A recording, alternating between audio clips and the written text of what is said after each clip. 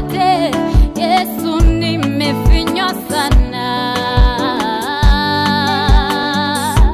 Oh, nataka hii sasa na hofu ile haiji kesho, Baba. Good morning, church. Bwana asifiwe. We pray that you've had opportunity to reflect in these weeks concerning what we have been talking about, the kind of relationships that we pursue as individuals.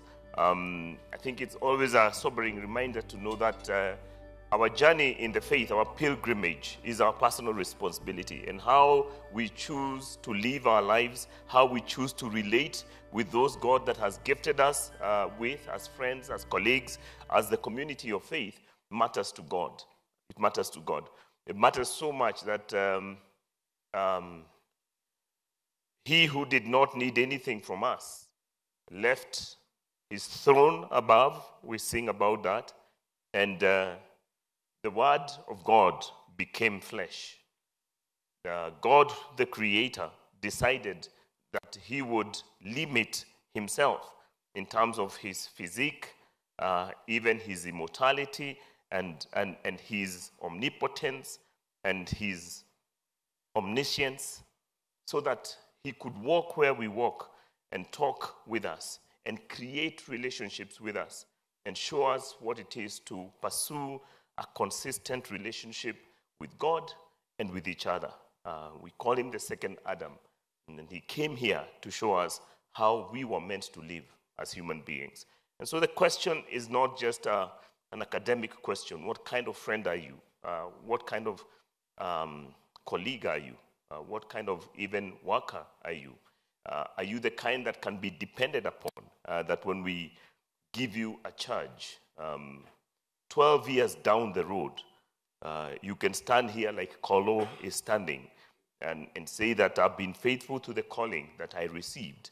And in the years that have come and gone, I'm still pursuing the goal of God, the mission of God, despite the many challenges that I have faced.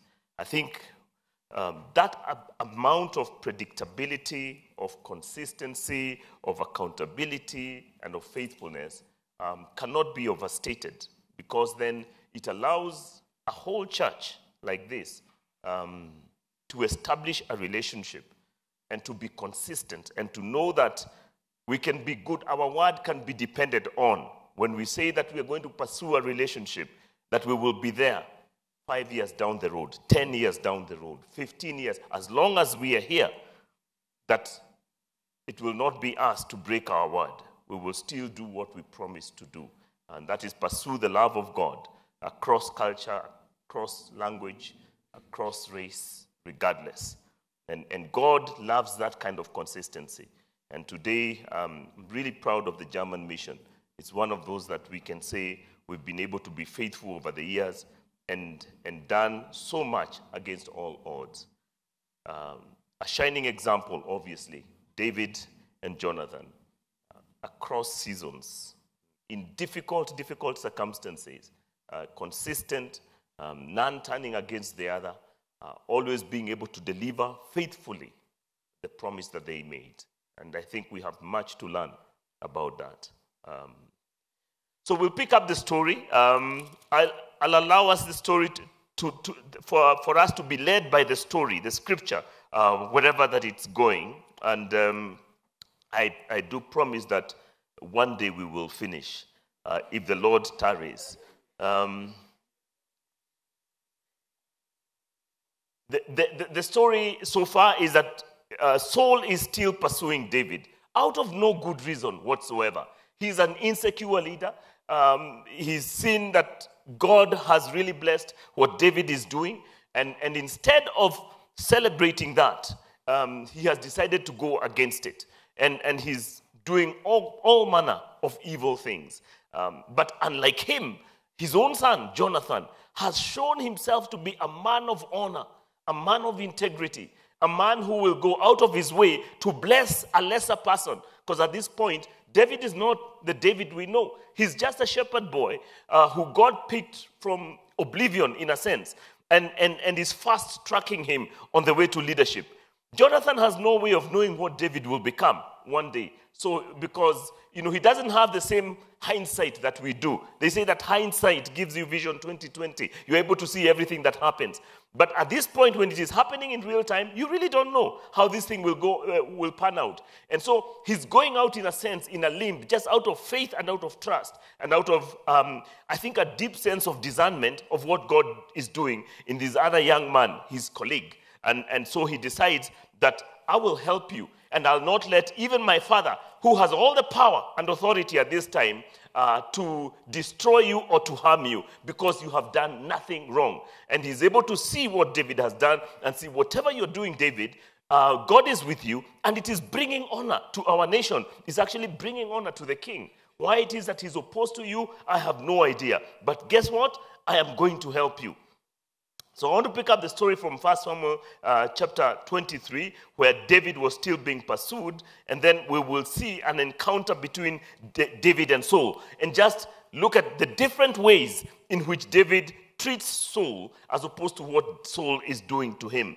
But to pick up the story, I'll just backtrack a little bit to chapter 23. The main story is in 24. This we did some time back in verse 15 to illustrate a point. 1 Samuel 23 verse 15. While David was at Horesh in the desert of Ziph, he learned that Saul had come out to take his life. And Saul's son Jonathan went to David at Horesh and helped him find strength in the Lord. And this is something that we highlighted some time back. That Jonathan has the capacity to make independent choices that are godly and honoring, irrespective of what his father is doing. And in this case, the father is pursuing, in the same breath, he's pursuing David to destroy him, but Jonathan is pursuing David, and when he sees David, obviously he knows where David is, he won't leak it to his father. When he gets David, he helps David find strength in the Lord. And that's a beautiful illustration of what we should be to each other. That in our times of discouragement, to pursue somebody who you know is going through a difficult season in their life, maybe they've lost their job, or they are sick, or they have been bereaved, and they are downcast. But as a friend, you go there, and in your encouragement, because humanly we are limited, you help them find strength in God. Because the true source of strength is not us, it is God. And so in that sense, you're using yourself as a channel that God can use to communicate his love to this individual who is discouraged. And then he gives him words of affirmation. Don't be afraid, he said. My father Saul will not lay a hand on you. You will be king over Israel, and I will be second to you. It's the first time he actually relinquishes his right to the kingship. Again, just tells you how amazing Jonathan was. Because he's the rightful heir to the throne, being the son of the king. But he voluntarily, actually, relinquishes that right. And he says, you will be king. And he's even happy to play second fiddle to David. I don't know where he got this kind of discernment, but his humility is incredible.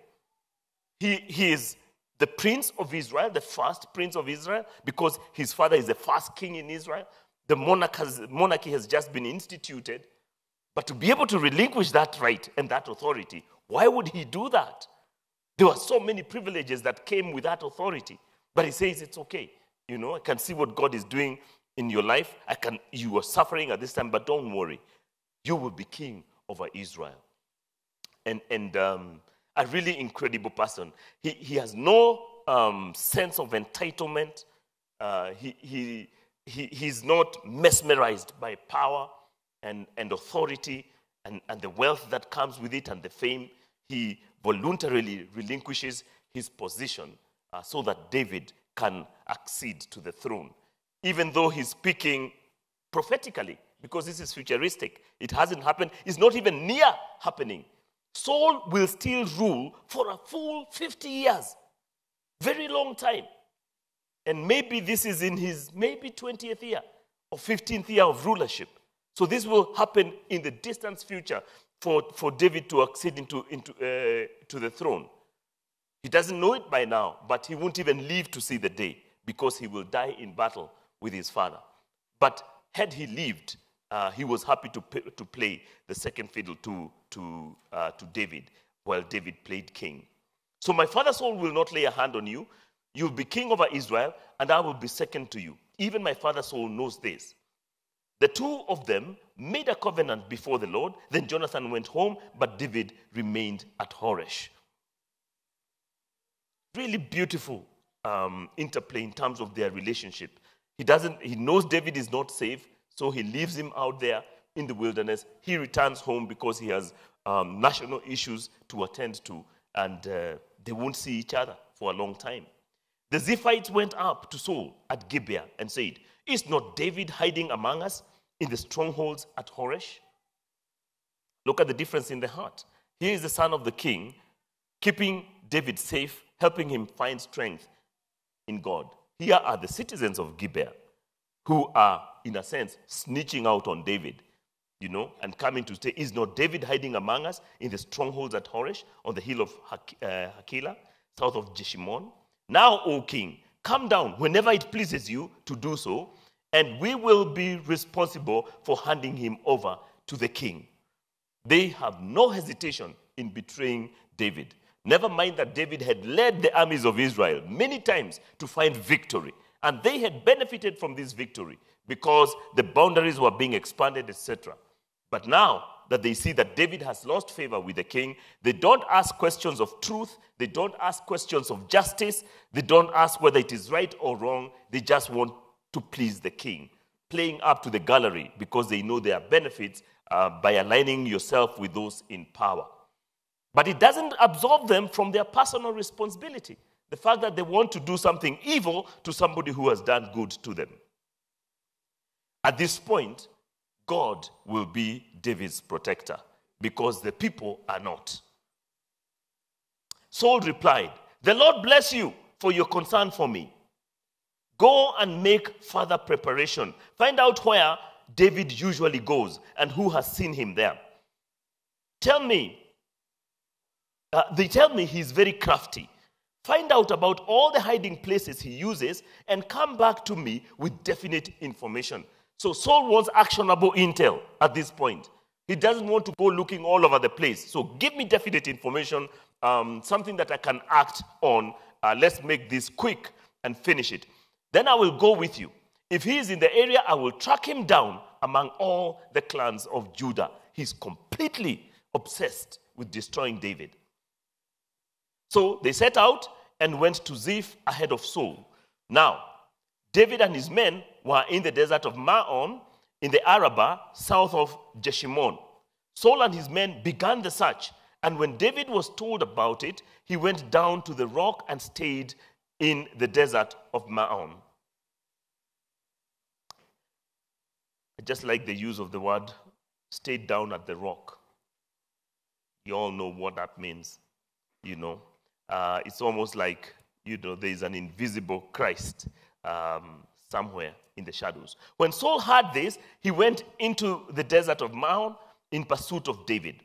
Saul was going along one side of the mountain, and David and his men were on the other side. Just tells you how close he was to danger at all times. And I wonder, I normally put myself in this situation and wonder, in many times when we feel exposed, when we feel that the tide has turned against us, maybe those who are in authority or in power are against you, and you almost feel, I need to do to play my best game in order to survive. And sometimes we don't know that God is involved. Because here, Saul is coming up one side of the mountain, David is going out the other. And Saul has all the resources, and it doesn't look like David is going to survive this particular encounter. And the temptation is to ask, is God even involved? Does God know how close Saul is? Why am I so close to disaster? And of course, the emotions, you're afraid, you're running away. You are really, quote unquote, on your own, so to speak. And sometimes we get this picture that when in times of danger, and we're in precarious places, we are on our own. And yet, history does confirm that in our greatest times of danger, that's when God is actually closest by, because that's when we need deliverance. But we don't see that. We normally see that I'm so close to danger because God is so far from me. And the opposite is actually true. He closes in on you when you're in great danger. When there's sickness and there's all kinds of disaster, he is actually very, very close at that point. They say God has never been closer to his son than when his son was hanging on the cross. That's when God was right there. And yet, from a human perspective, that's when God was farthest. And the mockery, of the people passing by, he trusted in God. Let God save him. And you really feel you are on your own. I call those guys just to accentuate the sermon so that your guys can be entertained. All right? So, it's dramatic. So here, Saul is closing in. And David is hurrying to get away from Saul. As Saul and his forces were closing in on David and his men to capture them, so it was going to happen. What happens? God intervenes. A messenger came to Saul saying, "Come quickly, the Philistines are raiding the land." So God has offered a distraction. He has allowed the Philistines to go, and of course, in his obsession to pursue David, he has left, the boundaries of Israel unprotected. The enemy knows it, and he knows, Saul is headed inland. He's pursuing David, so this is our time to raid. So they come in and raid. And you have to look at the timing and know that at the point that the enemy is closing, when Saul is closing in to capture David, because they are now on opposite sides of the mountain, Saul has probably thousands of soldiers. So it's unlikely that David will escape. And the men themselves of Gibeah are against David. So they want to deliver him. Immediately, a messenger arrives at that very nick of time. Come, quickly, it's urgent. The Philistines are upon us. They're attacking the land. Then Saul broke off the pursuit of David. So you know that if this hadn't been broken off, he would have captured David. He broke off and went to meet the Philistines. That is why they call this place Selah, Hamalekoth, and which means the rock of parting. So there wasn't too much in terms of in between. There was probably one big peak between them. And if Saul had crossed that rock, he would have immediately been upon David. So they call it the rock of parting. It's like that point of departure. And God knows the exact timing that he's going to send his help so that his servant will not be subdued or captured or destroyed by the enemy. And it becomes the rock of parting. And David went up from there and lived in the strongholds of En-Gedi, rescued by God. And God allows this. It's not an accident. There wasn't a lapse of judgment or a time when God's attention had been caught in something else and then he looks back and said, "Hiya, Saul is upon David." No, he allowed it. And when he wants to send somebody, he sent Jonathan, the son of the king who is against you, to come and find strength in God, to refocus him to the true north and say, "Hey, look, this thing, you will survive it, not because of me, because of God." All right? And he gives him a vision for the future. You will be king. Don't worry. You will be king. And then he parts and his mission is done. But then immediately God allows Saul to pursue David and almost capture him. And at that moment of capture, God sends a distraction. And Saul has to break the pursuit and go back. In other words, David, I got you. You don't have to panic. Don't be afraid. I'm the one who's watching over you. When I anointed you as king, you will be king. Because God is a promise keeper. And I don't know what it is that you've been promised by God. But the circumstances around you speak a very different word from what you think God is doing in your life. It doesn't matter how intense the opposition. It doesn't matter how discouraging the circumstances. Sometimes the enemy will send exactly the opposite message. Just to tell you it will never happen for you. This is what you think. These are illusions of grandeur. You'll never be any more than what you are today. Yet you know that God has made a promise to you, that he will help you, that he will deliver you, he will rescue you, he will establish you, that you'll be great in the land. And we panic and we forget the promise of God. God is faithful and is not a man that he should lie. And what he has said, he will fulfill. That's the difference between God and us. He doesn't move like shifting shadows. He doesn't wake up on the wrong side of the bed. And he doesn't decide, today you didn't behave so well, so I won't bless you. No. He loved you even before you were lovable. And he made his covenant and his promise to you, not based on your performance, but based on his truth, and based on his promise, and based on what he's capable in accomplishing through you. So when he promised that he will transform us from glory to glory, that his business is to make us like his son, he takes personal responsibility for delivering on his promise. And as long as you and I don't give up on him and stop pursuing him and crying out to him, he won't give up on us. And his promises to us are yea and amen. After Saul returned from pursuing the Philistines, in chapter 24, he was told, David is in the desert of En-Gedi. So the obsession continues. And Saul is so close to the activity of God, he's unable to see that even in this distraction, when he was so near his victory, God pulled him off. So he's no longer sensitive to the move of God. May we never reach there, where our rebellion and our disobedience repeatedly darkens and hardens our hearts to a point where we are no longer able to discern the move of God or to hear the voice of God. This is Saul at this point. So immediately he goes back to the Philistines. He finishes with them. He's back to the agenda, the wrong agenda of pursuing David. So Saul took 3,000 chosen men. He thinks this time he will take, the real soldiers, the real scouts, his A-team, 3,000 chosen men from all Israel, and set out to look for David and his men near the crags of the wild goats. He came to the sheep pens along the way. A cave was there, and Saul went in to relieve himself. David and his men were far back in the cave. Look at poetic justice. The same cave where David is hiding. There were many, if you've ever visited Israel and that rugged terrain, there are countless places where he could have chosen to go, and countless caves. But he chooses the one where David is inside and his men. The men said, now listen, you have to be discerning.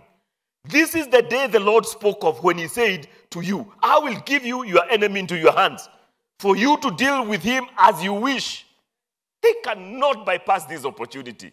This is the guy who has been making us run all over the country. Here he is, and he's alone because the nature of the business is private.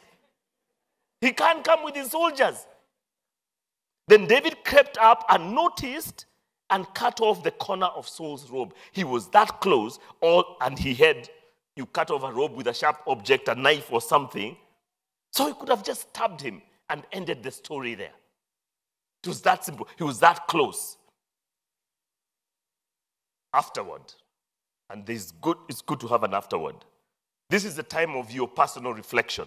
All right? You have gone and done an action, maybe based on what you felt at that point. It's important to have an afterward. This is your point of reflection, where you go and think through what you did. What was the motivation of that action? Was it motivated by anger, a sense of vengeance, a sense of entitlement? What was it? So you go and reflect. Afterward, David was conscience-stricken. He was walking close enough with God to hear the Spirit of God move in a direction that was saying, David, we don't do that here. That's not how I've taught you. This is not how I'll establish your kingdom. This is not how I'll establish your leadership. It's not by you taking matters into your own hands. No. It's just a robe, yeah, but you know what you were thinking.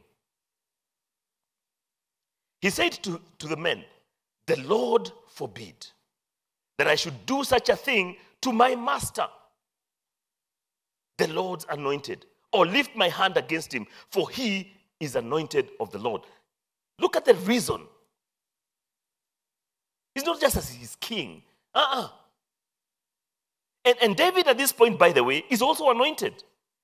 He was anointed as a young boy. He was probably 16, but he was anointed as the next king of Israel. So he could have said, I have a right. I too am anointed. But he knew the difference between being anointed and the one who is anointed to rule for this time. This is the king seated on the throne. Not me. It's not my time yet. And he knew how serious a matter it is to try and circumvent or shortcut or sabotage the purpose of God in somebody else's life. And you see, what Saul was doing did not have to make sense to David. It just needed to make sense to God. Doesn't matter how evil Saul was. At one point, God decided he will be king. So, the Lord forbid that I should do such a thing to my master, the Lord's anointed, or lift my hand against him. For he is the anointed of the Lord. With these words, David rebuked his men and did not allow them to attack Saul. So you see, they were ready. They were waiting for a cue from the leader. And then they would have slaughtered Saul. And the issue was, David, don't worry, you don't have to do this. You know, we will help you out. He rebuked them. And Saul left the cave and went his way. That must have been very difficult for the men to watch. Because they said, here we go again. He has let the tyrant go. So we are still on the run. Then David went out of the cave and called out to Saul, my lord, the king. Even the address is respectful. When Saul looked behind him, David bowed down. This must be some of the most powerful sentences in the Old Testament. He bowed down and prostrated himself with his face to the ground, a sign of respect and honor and recognition. This is the ruling king. I will pay him honor.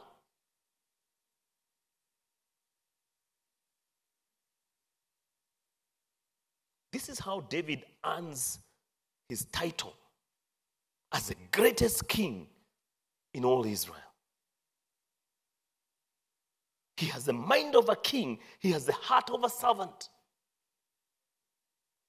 And because he knows how to honor leadership, God will raise him to the highest point of leadership. And he will establish his throne forever because he gets it. So he prostrates himself with his face to the ground. He said to Saul, why do you listen when men say, David is bent on harming you? This day you have seen with your own eyes how the Lord delivered you into my hands in the cave. Some urged me to kill you, but I spared you. I said, I will not lay my hands against my master because he is the Lord's anointed.